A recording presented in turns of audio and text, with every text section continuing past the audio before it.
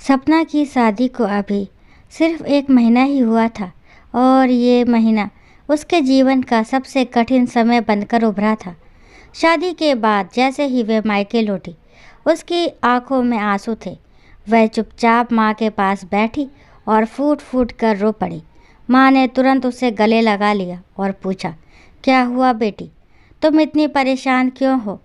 सपना की आंखों में पीड़ा साफ झलक रही थी, जैसे कोई दिल दहला देने वाली बात हो जिसे वह खुद भी शायद नहीं समझ पा रही थी। माँ ने उसे संभालते हुए फिर पूछा, क्या तुम बताना चाहोगी? सपना ने आंसू पोंछते हुए धीरे धीरे बोलना शुरू किया। माँ, तुमने मुझे किस घर में भेज दिया? वहाँ मेरी कोई इज्जत नहीं है। मैं पूरे दिन रसोई में नौकरानी की तरह खड़ी रहती हूँ।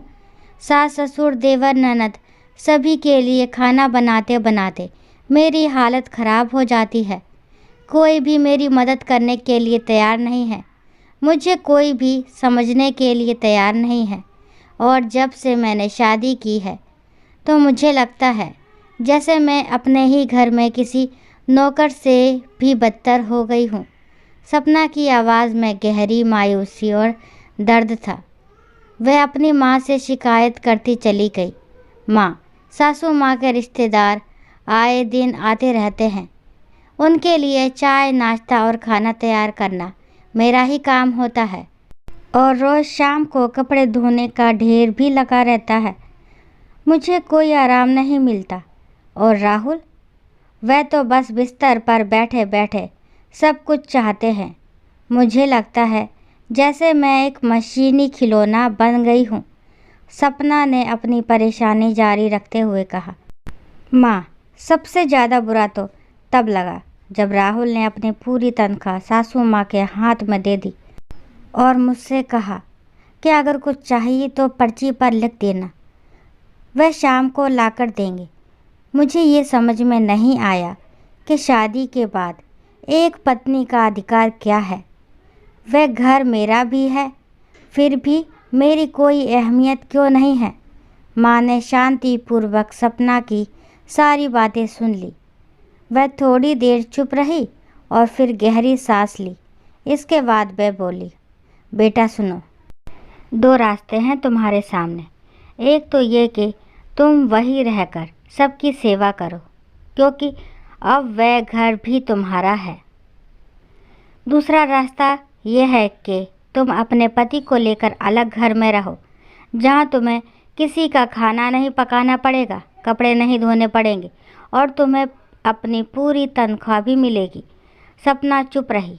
माँ की बातों को सुनकर उसका दिल हल्का सा हुआ, लेकिन सवाल अभी भी जस का तस था। क्या सही है? क्या वह अपने ससुराल में वही भूमिका निभाए जो उसे दी गई थी, या फिर अलग घर बसाकर अपनी स्वतंत्रता की ओर बढ़े? माँ ने फिर गहरी सांस ली और अपनी बात जारी रखी। लेकिन याद रखना, जब तुम्हारा अपना बेटा होगा और वह बड़ा होकर शादी करेगा, तब तुम यही चाहोगी कि वह तुम्हारे साथ रहे, और बहू भी। तुम चाहोगी कि तुम्हारा पोता तुम्हारे साथ खेले, तुम्हारे लिए पानी लाए, और जब तुम थकी हो तो कोई तुम्हारे लिए खाना तैयार करे। तुम खुद अपने अनुभव से ये जान पाओगी कि घर की जिम्मेदारी किस तरह से सबको जोड़ती है। कभी कभी हमें अपने परिवार के लिए छोटे छोटे कदम उठाने पड़ते हैं ताकि हम उनके दिलों में अपने लिए जगह बना सकें। माँ की बातों ने सपना को सोचने पर मजबूर कर दिया। उसे समझ में आ गया कि हर घर की अपनी एक विशेषता होती है और उसे निभाना आसान नहीं होता। शायद ये कठिनाई सिर्फ कुछ समय के लिए थी और धीरे धीरे उसे अपनी स्थिति को समझने और उससे निपटने का रास्ता मिलेगा। लेकिन ये भी सच था कि वह अकेली नहीं थी। सभी को ये सब करना पड़ता है और समय के साथ हर कोई अपनी भूमिका समझता है। अंत में सपना ने अपने माँ की ओर देखा और बोली, माँ, मुझे लगता है मुझे कुछ समय अपने ससुराल में और रहकर देखना चाहिए। शायद वहाँ चीज़ें सुधर जाएं और मैं अपनी भूमिका को और बेहतर तरीके से निभा सकूं।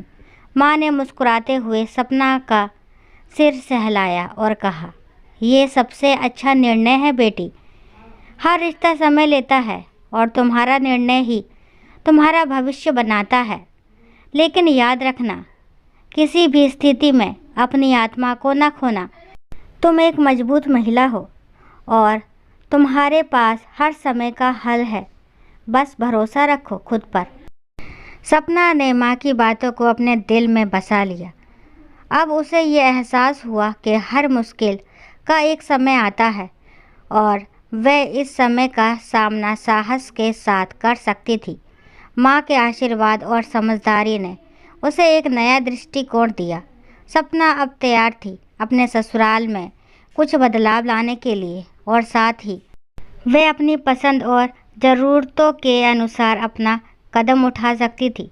दोस्तों, आशा करती हूँ ये कहानी आपको ज़रूर पसंद आई होगी। अगर कहानी पसंद आती है तो प्लीज़ मेरे चैनल को लाइक शेयर सब्सक्राइब करना ना भूलें और इस कहानी के बारे में आपके क्या विचार है कमेंट बॉक्स में ज़रूर बताएं।